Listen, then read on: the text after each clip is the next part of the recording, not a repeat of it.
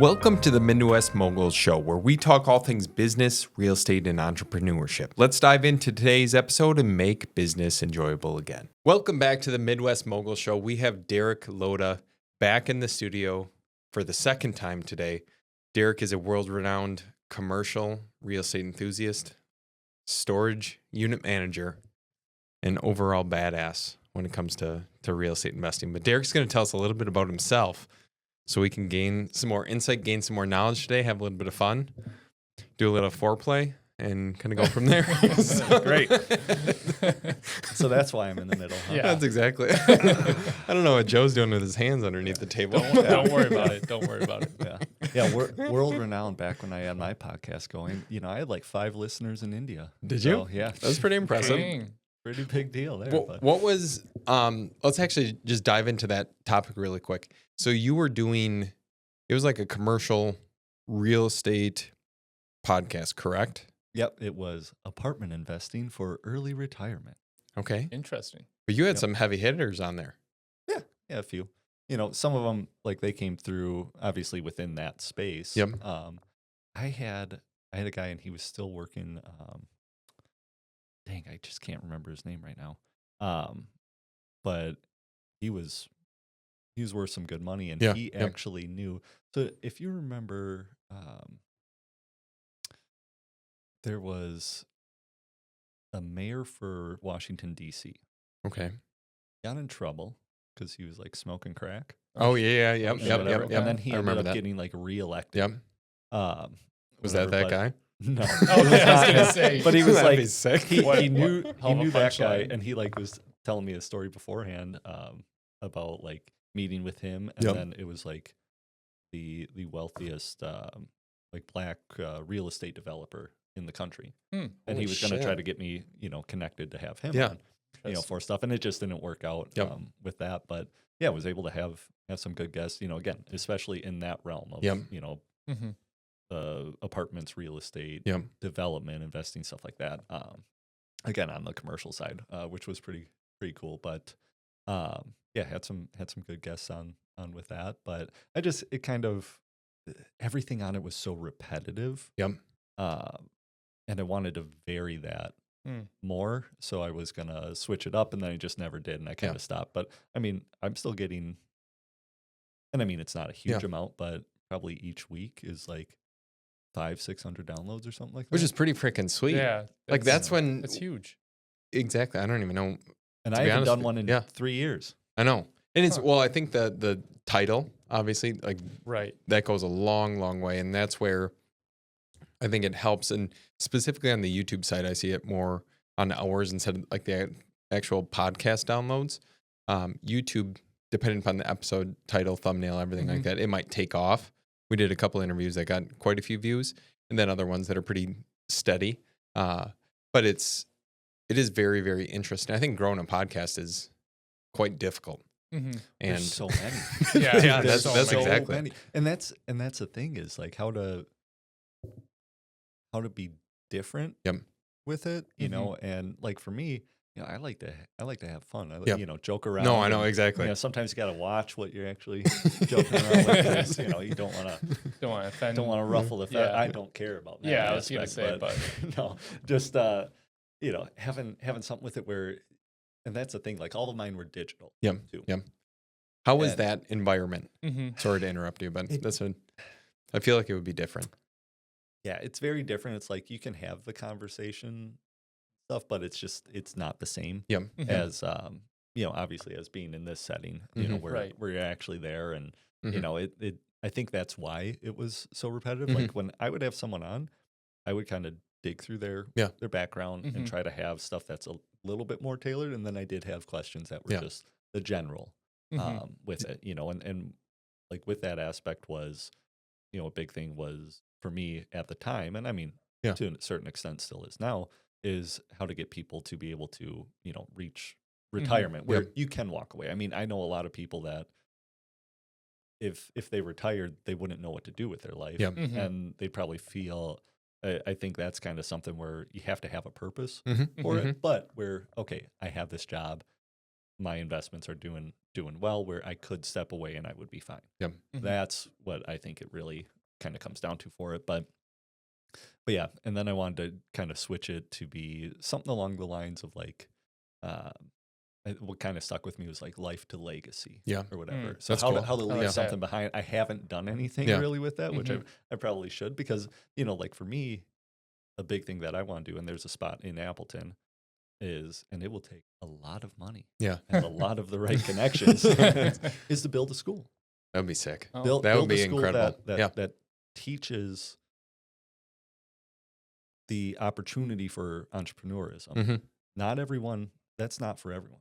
Not knowing when you're going to get your next paycheck, not having consistency, not having something every 2 weeks. That's not for everyone. But that opportunity is there. Or also to be an entrepreneur. Work within someone else's company to climb the ladder to get, into a state where you don't have as much risk, but you're still getting a maybe not the maximum amount of reward, but you're getting more there. But just to have that and teach, certain values that I feel are very important in society that have kind of been lost, and how to balance, building something with having a life and having, the right values and stuff with that. I've kind of laid out where that is. And that's kind of what that one main goal is. And it's not to go, the Derek Loda school for, the unfucked or something. But because I don't care about that, but like, that's what I want to leave behind, because you think about that. If you have people that are going there and getting the right stuff instilled in them, what they can go off and do, so it's like, crazy. What is it that you really want? And that's not everyone. Now, like I said, that is a lofty cost factor, and just the headache of going through all that stuff, I'm sure. But and you want to build like a brick and mortar like building, like school. You wouldn't want to do like a online type of thing. Okay, brick and mortar. That makes sense. Yep. Because then you're impacting the community. Correct. And I think there are a lot of entrepreneurs and like-minded people. I mean, just the people that we surround ourselves with have that mindset, and it's really cool to see. Yeah, and like talking with some people is like, let me know, as it develops, because that's something that, okay, I'll be 35 this next year. No shit. God, you're fucking old. Bag of rocks I'm sitting next to. Speaking of which, can you get some better chairs? I know. Support? I think we do need some better chairs in here. But, would like to have that open by like 55. That's sweet. So that gives me 20 years to do that. I'd like to do it sooner, but that's really what it would be. But, having something to shoot for. So that's where that kind of drives, with that aspect of maybe there's something, for redoing a podcast or something. I know Josh and I have talked about, getting that where it's not just like real estate, because that's so niche. So many. Well, exactly. It's very, very, again, but having something that kind of expands a little bit more, because like selfishly on our end, we want to learn more about like other businesses and to be able to set up, to be able to buy that. So that's the beautiful thing, is you can kind of tailor stuff to what you want to get out of it. Correct. But also you have to balance for what your viewers have. And I mean, like looking at it too, is like what you were saying, how difficult it is to build a following on YouTube or whatever your platform is for podcasts.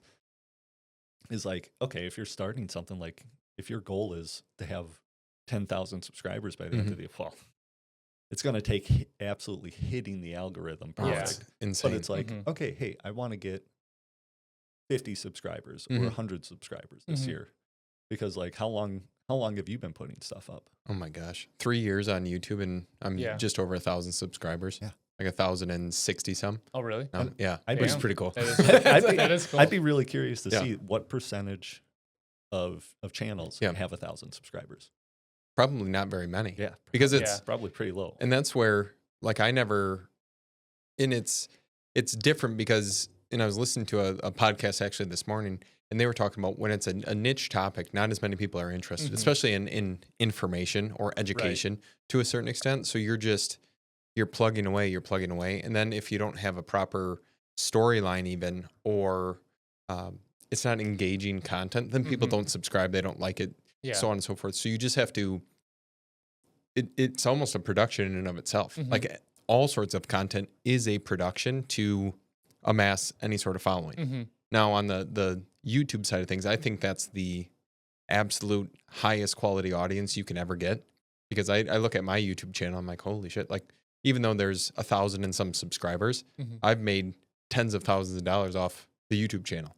I'm like, that's freaking nuts. Just from posting content. And even though it's a lot of time, like the dollar per hour cost to it might not be that high, but still that's just in the beginning stages. Now think if you amass it to 10,000 subscribers or 20,000 or 50,000 or whatever, you're growing that much more. And I think the community component and the people component is that much more important. And it allows you to pretty much do anything or everything you want. And that's why I've kind of doubled down on the content side, even though it's like you're shelling out hundreds of dollars a week or whatever it might be, or even the setup here. Like there's an upfront cost to it. But I think in the long term, it allows us to have amazing conversations, meet new people, come across different things that you never really thought possible. And you just open the doors to other avenues that you might enjoy more than what you're currently doing. Right. So, yeah. And, the beautiful thing is just how is evergreen. Yeah. That is. It's always going to be there. And I would say YouTube is probably my number one platform that I utilize. Yeah, me too. Because sometimes I'll just here. have something on, like I know listening to some of the other episodes that you've had, I'll have that on and I'm listening to that as I'm doing something else. But that's still watch time on YouTube. And then probably Instagram, because it's just senseless scrolling. What better way to wind down than to have a screen 6 inches from your face? My nothing helps you fall asleep better. Is TikTok. I've never even started a TikTok. No. Although I kind of want to start making some TikTok videos, just like shorts. Yeah. For like same thing that you do on YouTube, like informational stuff like that. Like you can have like a minute long, I think. Maybe you can have a little bit longer than a minute, but it's just an easy way to get quick little snippets, little tips, things like that. But boy, does it just traps you in once you start scrolling and going. What's kept either of you from producing more content over the last 12 months? Because I'm guilty of it as well. Yeah. Like I go in spurts where I consistently do it, and then I'm like, oh. And it's not, I used to hate, the sound of my voice, like what I hear versus what it is very different. Oh, yeah. But, that's everyone. For everybody. But like I used to hate seeing myself on camera. I still don't particularly care, for it, whatever, like, whatever. But not this year, but last year, so 23, was putting out videos pretty much every week, a couple of them. Some weeks you kind of went and as you got busy, right? Yep. Stuff goes out. So it's not a lack of the ability to do it. It's just, I think what it is worthwhile content. What is it that's really worthwhile? And I think, in this realm, it's having like the real side of things. It's not everything is great. Yeah, correct. I was trying to throw a cabinet in yesterday, and just the cabinet's destroyed now. No, the cabinet's fine. The whole wall, the whole gap for that damn cabinet, there was no stud. I'm like, what Jesus Christ. Oh my gosh. Like, where is it? Yeah. Well, it turns out they started just going cross in there for lovely. whatever. So I think they have framed in Nice. what was like an opening or something. Are you kidding me? Because I'm just, I got to the point where it was going to be covered up by backslash, so it was fine. And I'm just like every inch just going and trying to find it. You have like, to. What in the world? And then had I gone down like 3 inches, I would have hit stuff constantly for it. But, and ended up finding it. But it's like the stupid stuff like that. Oh, it pisses you off. Just, and again, like I love it and I hate it. I love seeing the transition from bland or trash or garbage, whatever it is, to nice and fresh and new and, doing that. But man, those little things just drive you up a wall. Yeah. But like that stuff is probably what actually hits. And I think it depends on your audience too, because like TikTok, I think now so many people have gotten ingrained on, short form. Correct. Yeah. 100%. But I think I don't know if it's the right way to say it, but the super serious people will consume the long form. Yeah, like the very hour much. Who's content. your audience? Yeah, who do you really want? If you want to hit people for future, it probably starts with the short form, the reels, TikToks, all that stuff. But the long form is probably where it fosters more relationship and more connection for people. And showing the real side, it's like, Yeah. Oh, this sucks. Oh, Correct. this sucks. You know, whatever it is, not to like scare people away, but to go, yeah, it's great, but this is going to happen to you in all likelihood, you know? So, and I think there's a fine line between showing the process and bragging about stuff. Oh, very much so. And I don't like the bragging. Yep. I don't need that recognition. Yep. My satisfaction is seeing the change and making money. I don't need to get recognition from other people, but it's important to let people know what you're doing so that they will send you a deal. Yeah. Or they'll go, oh, hey, yeah, I know my neighbor was talking about selling their house, whatever. It's, you know, kind of rough. You know, I can get you connected. Yeah. All because you're showing what you buy and what you do. Correct. You know, and I think something, you know, like with working, like we've gotten a few deals from agents. Yeah. Yeah. You know, and it's kind of showing what we do. Yep. And like a absolute dog pile turned into a really nice house. They feel more confident about it because it's, correct. I feel like it's still a reflection on them. Or if someone, you know, refers you over to their neighbor for buying their house, that's, you're not going to just exactly get it, buy it cheap, do the minimum to it, and it's still junk. You want to bring a nice quality. Right? Yeah. So, but all of that stuff comes from letting people know what and how you do it. Yeah. Well, so I'm reading the new book by Alex Hormozy. Is it $100 Million Leads or something like that? So it's the basis of the book. Obviously, there's a shit ton of information in there. Highly recommend everyone read it. But with that, he said a similar thing. People don't want to be like told what to do. They want to observe what you're doing that you might be having success with or enjoying or having fun with. And if you can document that process in an enjoyable way or engaging content, then more people will follow you. They'll engage with you. They'll give you referrals. They know who you are as a person. And if the personalities are going to mesh, and that's where, like this morning I was watching a video for 45 minutes. This guy, have you ever seen Bussin' with the Boys, that podcast with Taylor Lewin? Yeah. So I was watching him gamble for 45 minutes. This morning. Really high level content. Yeah, exactly. Yeah. But I'm like, okay, I'm working on it anyway. So I was watching that, and at one point he was down like $350 or $350,000 in 30 minutes. You know, they were playing Baccarat. And with that, then it was just like the highs and lows. So he was up like several hundreds of thousands. Then he lost it. And then towards the end of the video, he was up at another like probably 250. But I'm like, holy shit, the swings, especially in emotion. And then you're watching that, and then you feel like it's you're gambling too. And I'm like, oh, damn, shit. it's engaging. Yeah. It's very simple stuff, but that in and of itself, like they're documenting the process. He's just living life. Realistically, it's not like his whole channel is about gambling, but it's just a day in the life. He has a filmer or someone behind the camera, which I almost think is like a necessary thing. And that's where I think I told you and Josh, like we're having someone come in the entire summer. They're going to document everything that we're doing here at the business. They'll follow along. I'm paying them. And it'll be like, that'll be an interesting thing. And then if it goes well, I'm like, well, shit, let's just keep it going. Because like, there's no better way to grow the channel, grow relationships than doing this. Go ahead. Yeah. Like, have you ever watched Ben Mala? Yeah. I watch him every week. Yeah.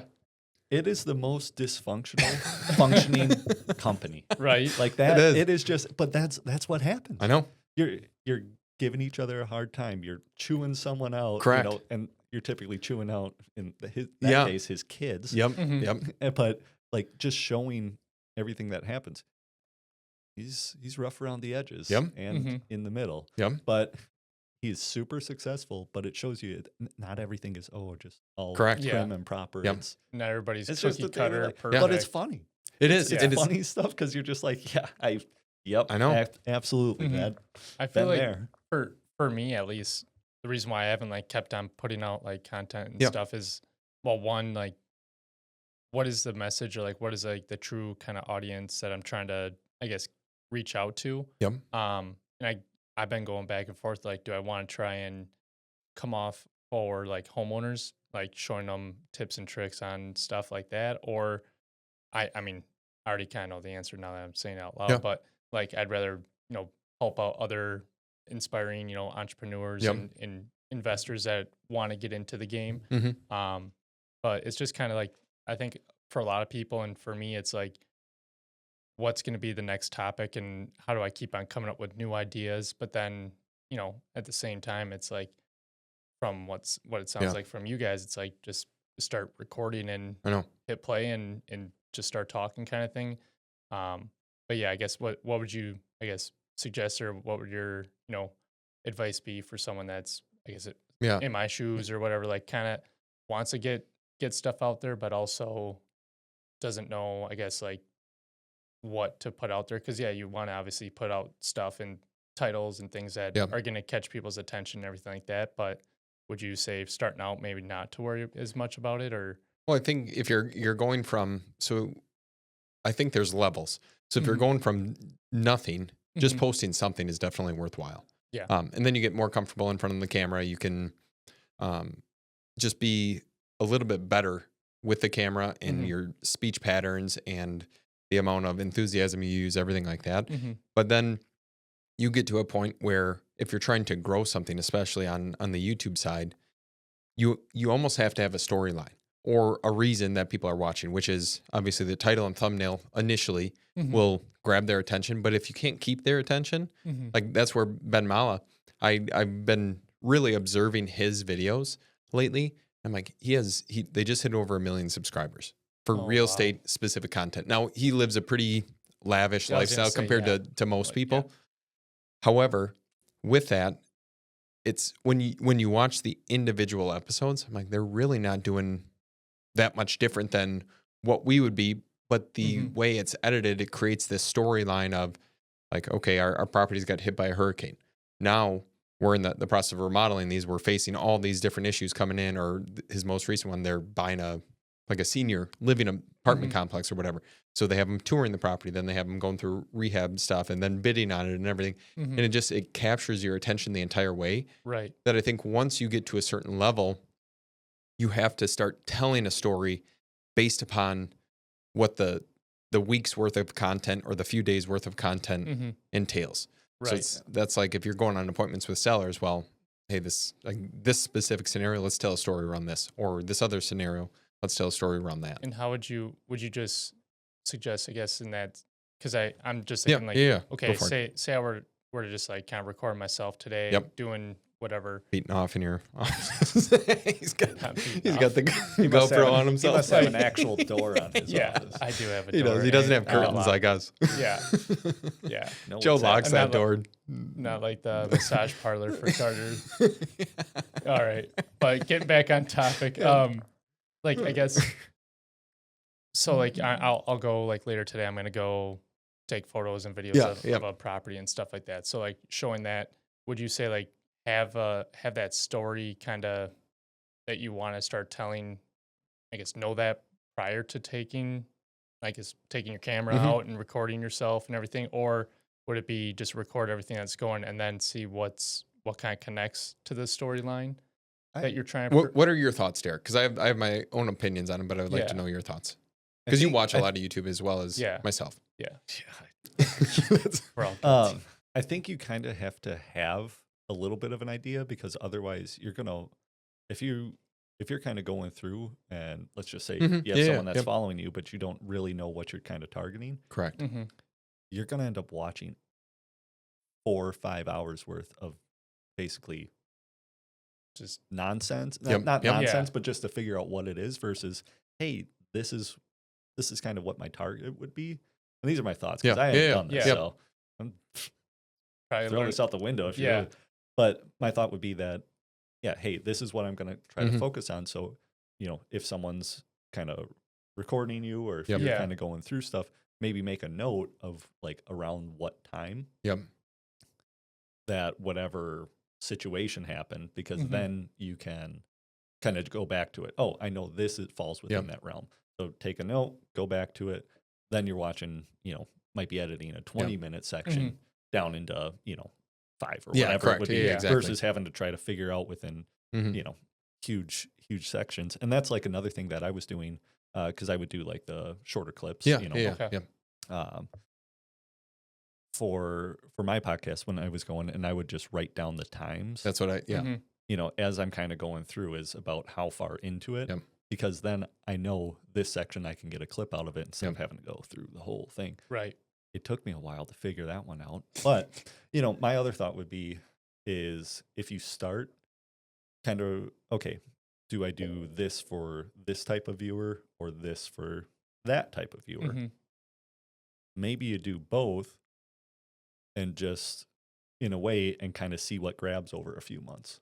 Correct. Okay. I mean, but also what's your target end goal out of it? Mm-hmm. Yeah. What do you really want to get? Because again, you're not going to do a channel just to spend time. Well, 99% of people aren't going to do something like that just to spend time and do whatever. Now, I think if you provide a good insight or obviously value to someone, then they're going to keep watching. Yep. Yeah. It's like you don't have to be Ben Muller. I'm going to go and negotiate a Rolls Royce. I'm not fucking paying that much. And he's got 2 cigarettes hanging out each side of his mouth.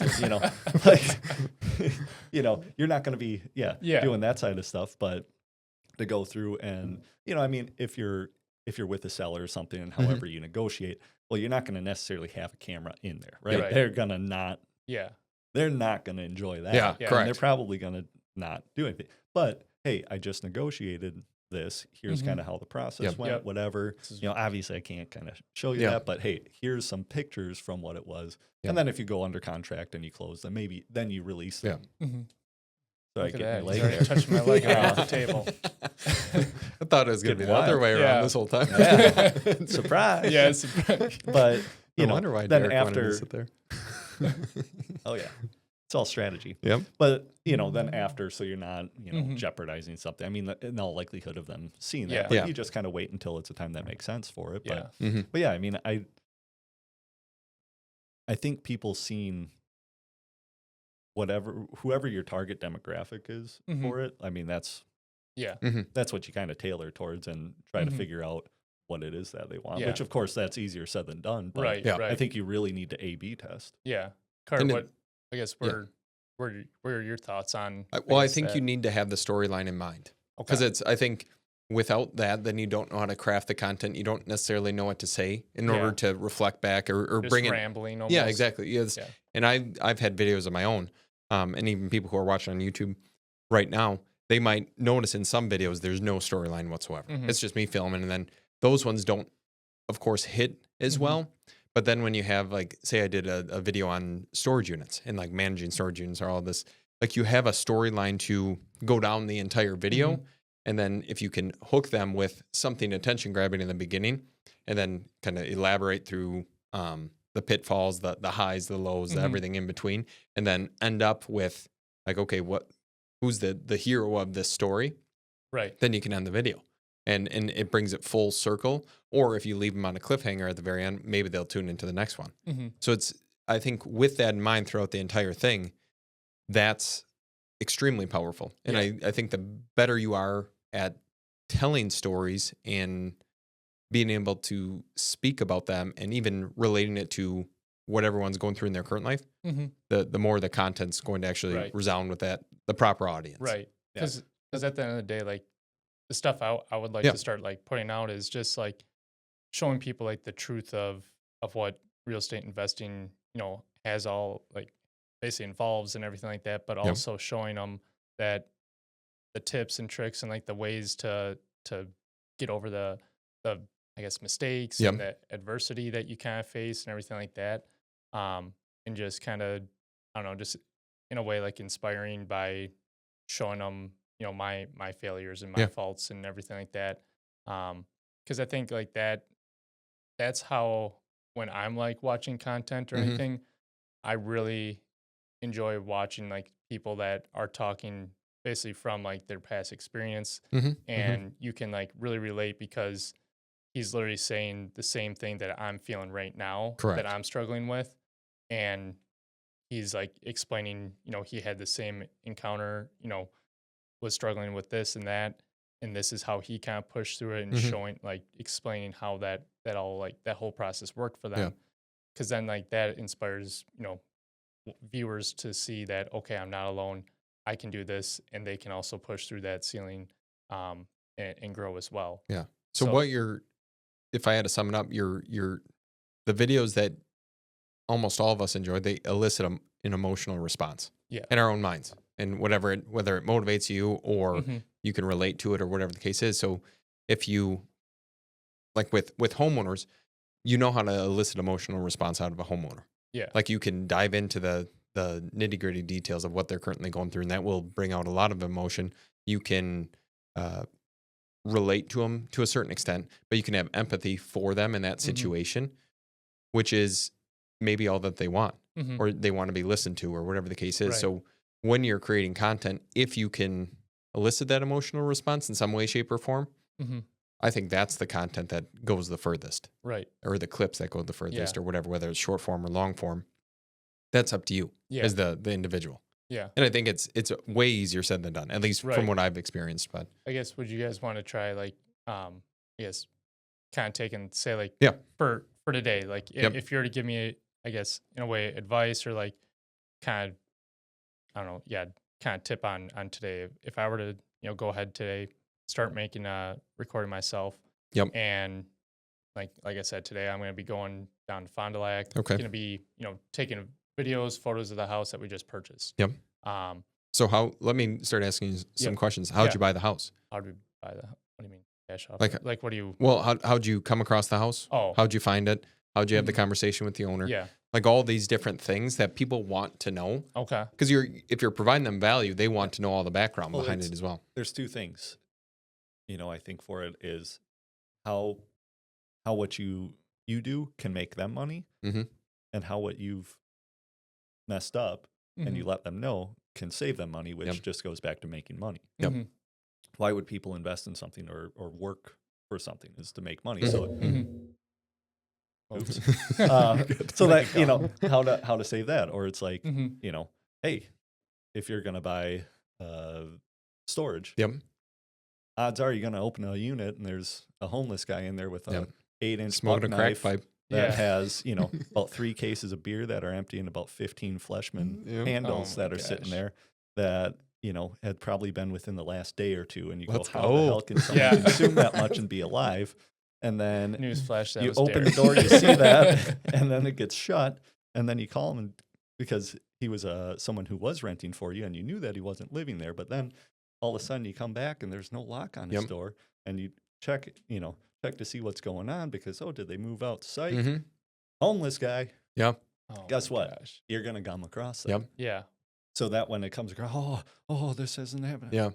Oh no, this happened. Guy got out, and if they don't, then you have to call the police because you can't have someone living there in the cold and they're going to die. So there's something. It's like, hey, here's a story about something that was just fucked. And ultimately, in the grand scheme of stuff, that's just part of doing business. Right. But that, and that, stuff's going to come up. Something was hidden behind because we bought a hoarder house, so we have to figure whatever, but we still couldn't see this, and guess what? It was trashed. We had to spend an extra $5,000 on some repair. Right. It happens. So that's why we always do X amount of added contingency for all of our projects. But if we're buying something like this, we add a little bit extra, whatever it might be, because then if you're going into it saying, I have to set aside this much extra, then when that comes up, you're not really losing money because you already were planning on it. So it still hit whatever your criteria was, that the money you want to make, whatever. But it's like, going through, here's how I did this, here's how I did that, here's what went right, here's what went wrong, here's how we ended up doing, and here was a funny story during it. You get 5-6 videos out of one project that are probably all pretty helpful. Yeah, very true. And it's just being creative. So like in whatever stems creativity on your side, I don't know what that is, whether it's writing or watching video or recording something, or like to each their own. And I think personalities are different, traits are different. But if you can, the more creative you get, it tends to work out a little bit better. Now, not necessarily going over the top and stuff that's not realistic, because a lot of the stuff we see seems absolutely insane that like people live in these conditions, but that's the stuff that we correct. I think one of the things that was kind of getting like when you were talking to Derek and everything too is with some of like the stuff that, you want to talk about maybe like in a video or whatever, we think, okay, it's normal, it's day to day. Like people, like I don't need to, explain how we got the house or, what that process looked like. And now that we bought it, what our decision making is for the exit strategy. Like I feel like sometimes we overlook those little details, and it's like, no, I think that like that's probably the information that people want to hear about. And obviously they're new, so they don't know all this other stuff that goes into it. So explaining those little steps that you think is just, well, it's just, normal. I just do it. I'm so used to it. I, go ahead and go through the motion, but kind of explaining the background of and all the little details, stuff that go into it. I think that's where you're also providing a lot more value to people versus just saying, well, we just bought this house.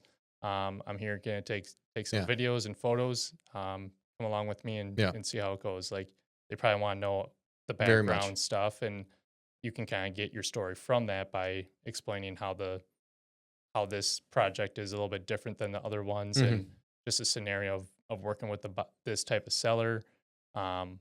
Might maybe had weird conversation, and that just kind of flips a light switch, and you're like, well, I can talk about how this person went through a divorce and this happened, this and that's how it got to this point, and this is how you can find those types of leads and things like that. Correct.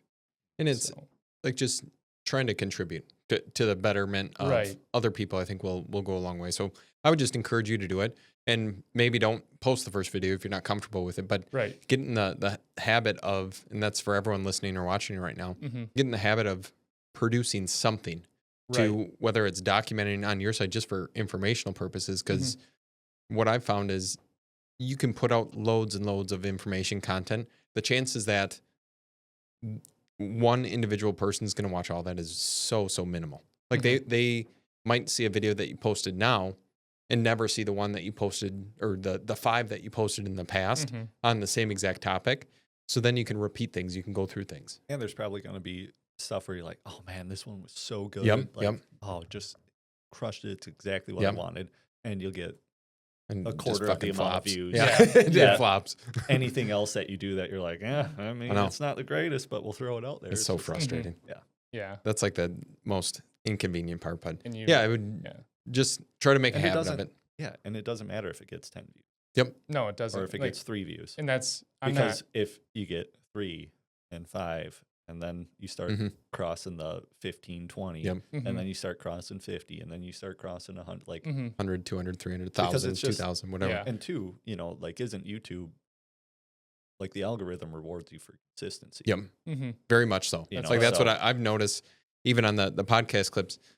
They keep going up in viewership, but then on my, when I'm doing like a vlog style content, I haven't posted one of those in a long time because I'm like, it's a lot of effort. And then I look at the time that I have to contribute towards that, and it's just excuses on my part. But I'm like, I don't know. It's you're saying it takes longer from recording to posting for the vlog. Yeah, that's what you're saying, or is it the length of the? Well, the length is obviously content in general. Length of those is like 12 minutes long or 10 minutes long. So it's a fraction of what the podcast is. But again, getting all those clips together, because normally it's not shot. Like in this setting, we're shooting from beginning to end, very, very little editing involved, if any. Like there's really no clips in the actual audio or the actual recording of stuff besides the beginning and end.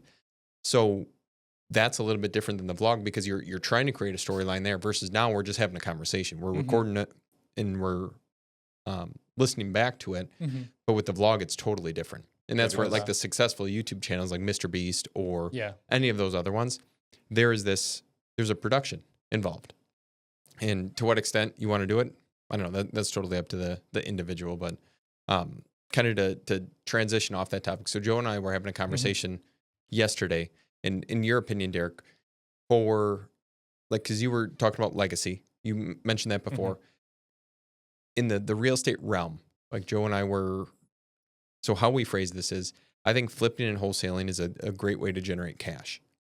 But for the longevity of exiting the business and doing everything like that, it doesn't seem sustainable for the very, very long term, unless you drastically bring down the amount of volume that you do, or you just do deals every now and again, versus like I look at some of these large apartment owners even in the area, and I'm like, it's a full-fledged business, but they have 2,000 units under management. So what are your thoughts there, like on that side of things?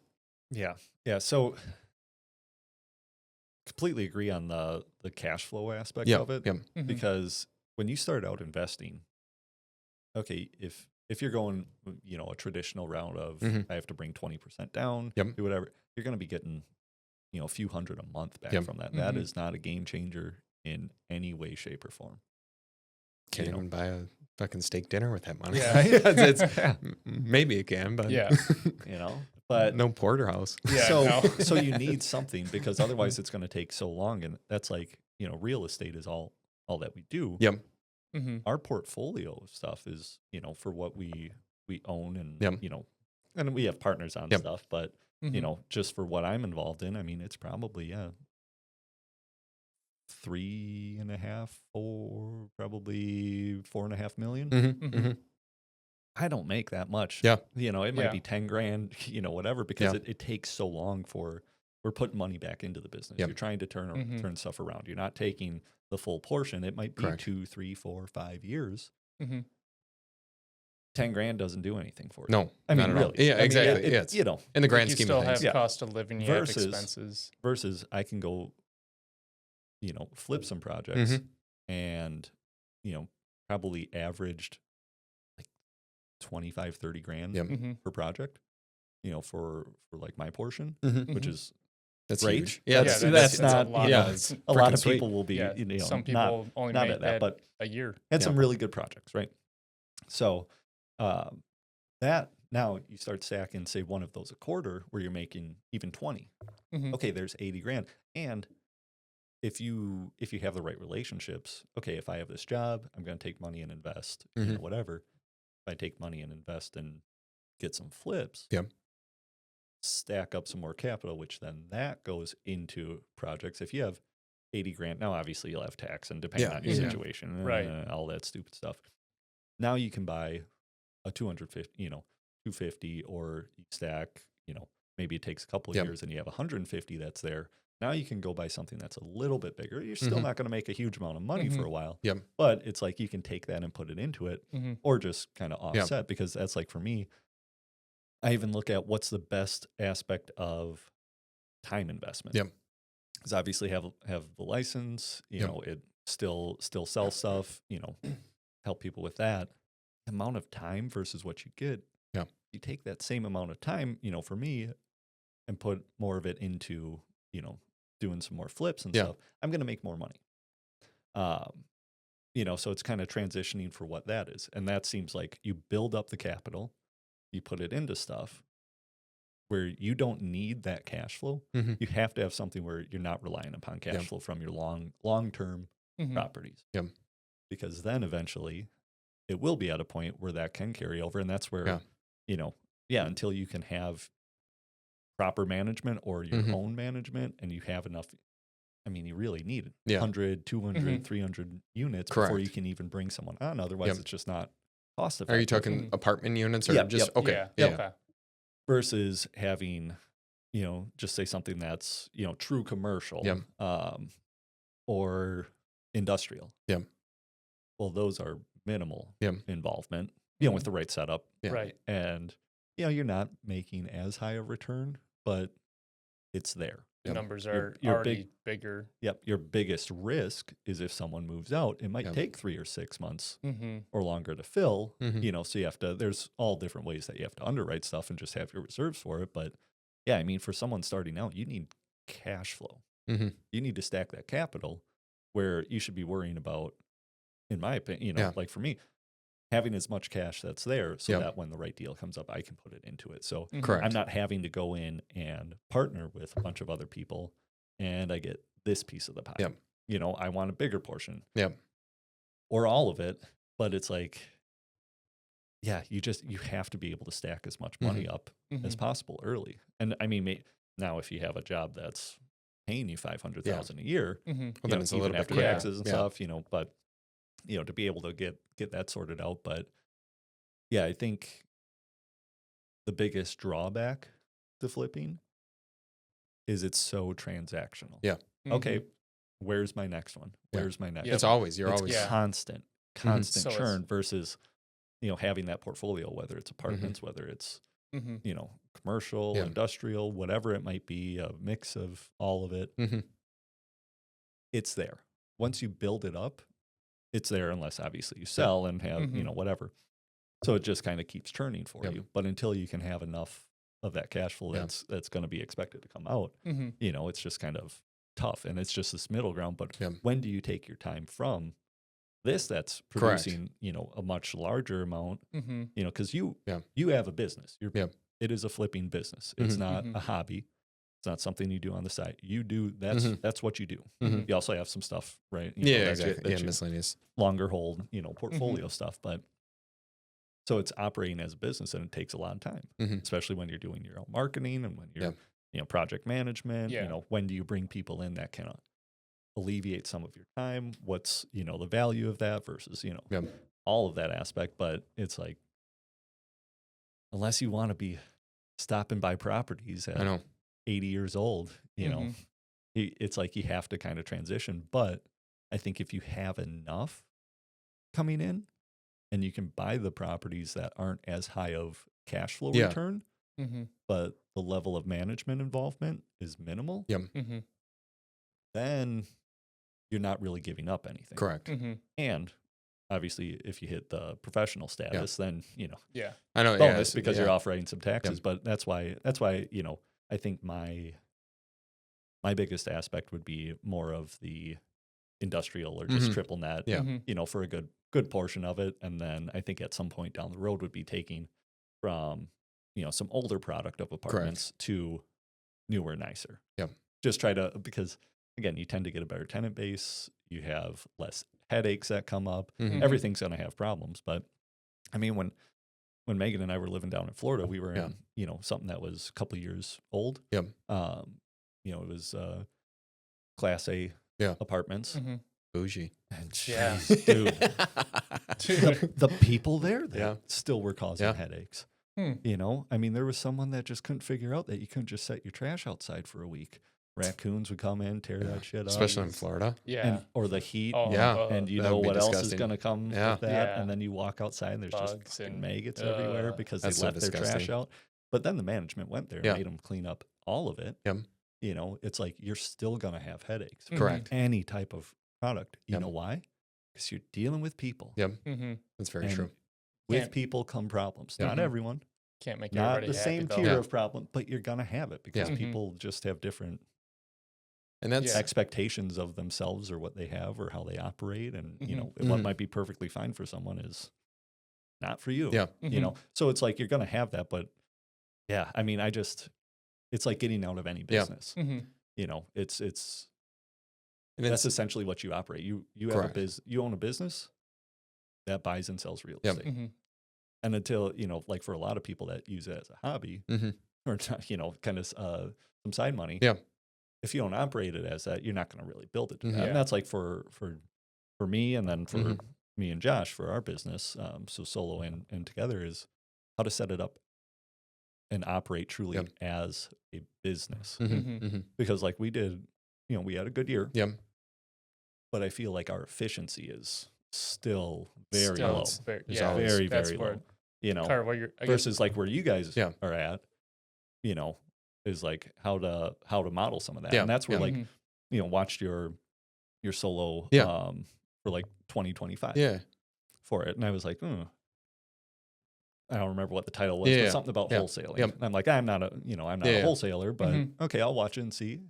And it's like, you mentioned a little bit with it, but then it just goes off and what you're doing. Okay, looking at the margins, looking at this, the operations, the efficiency, how to get X, Y, and Z. Right. And then you start thinking about stuff. Like we went through what our goals were for the next year. And goals, I mean, again, take it for what it is. They're nothing if you don't actually have a way to reach them.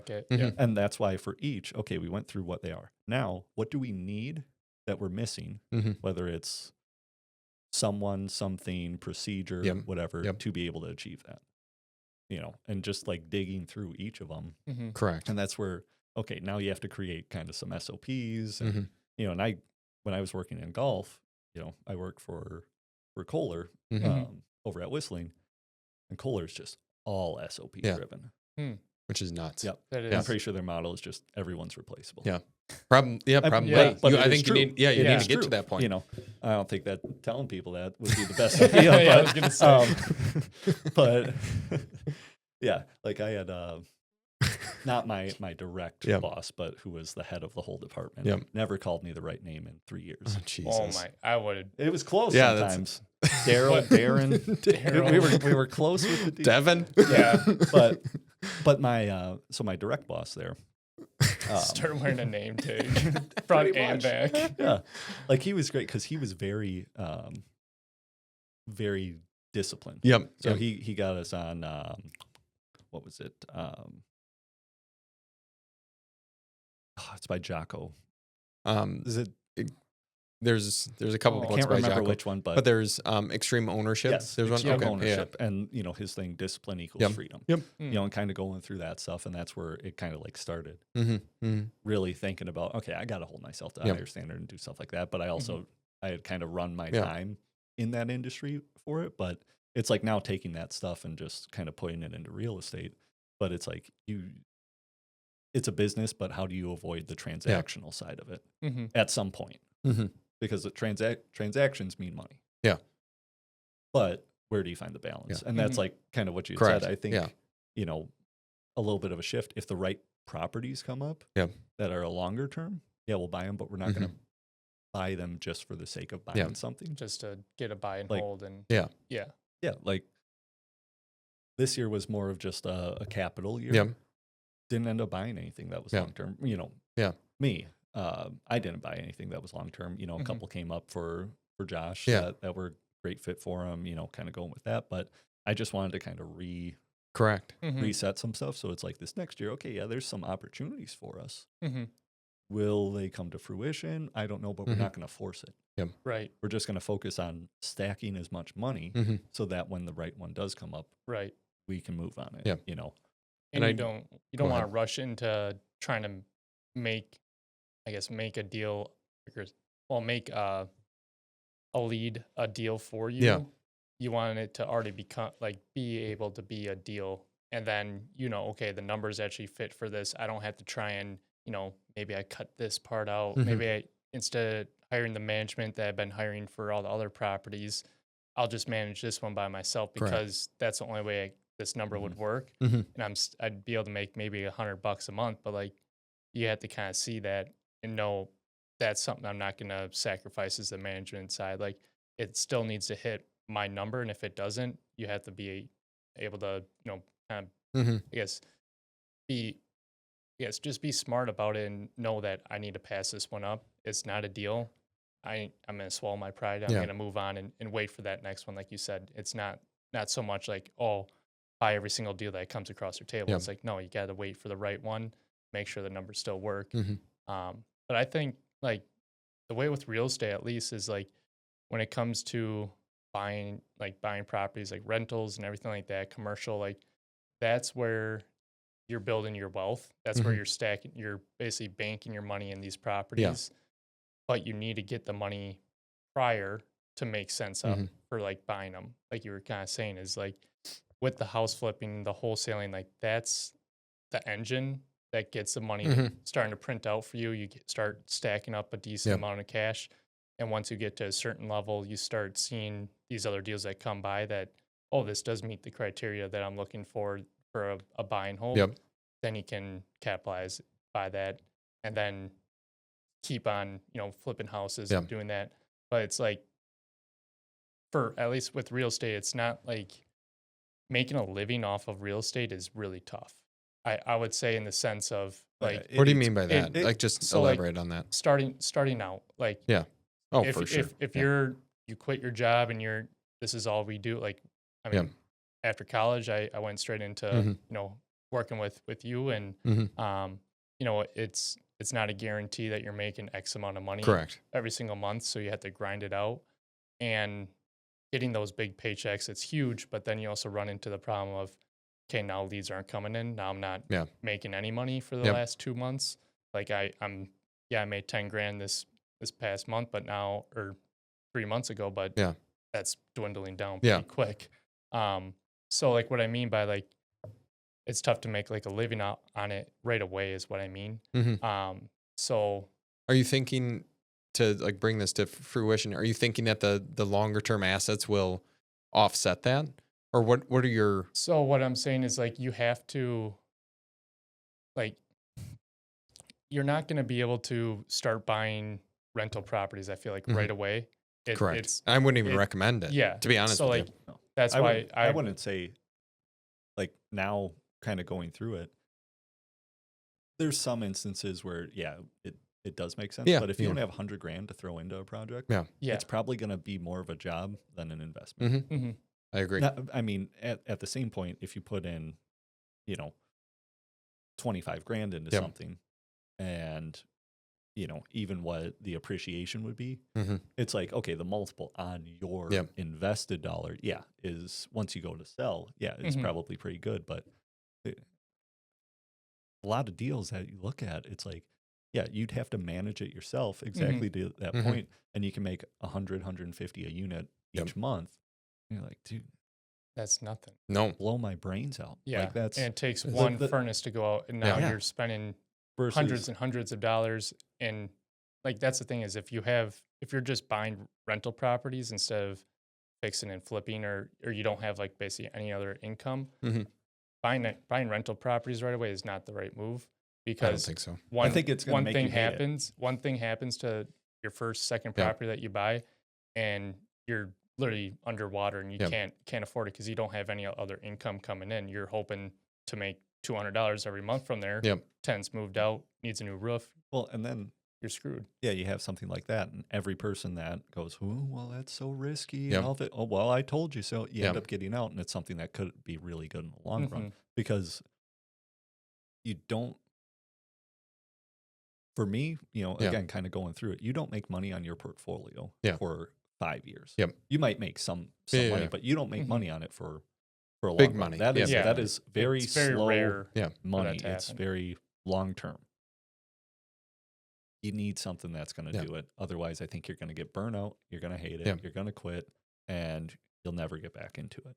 Well, and I look you at have all a bad the experience, and that's how you have bad experiences is spending all of your money to get something that's a very little return.